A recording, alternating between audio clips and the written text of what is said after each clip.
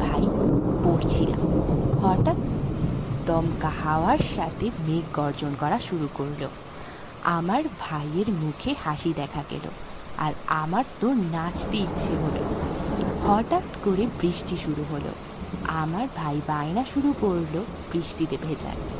আর আমি আর আমার ভাই ছাদে উঠে গেলাম এবং বৃষ্টিতে ভেজা শুরু করলাম।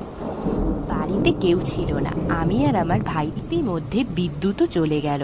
হঠাৎ আমাদের কলিং বেলটা বেজে উঠল। আমি আর আমার ভাই অনেক ভয় পেলাম, তাই নিচে নেমে এলাম এবং যে দরজা খুললাম। আমার হাতে একটা মোমবাতি। দেখলাম একটা লোক বাইরে দাঁড়িয়ে আছে।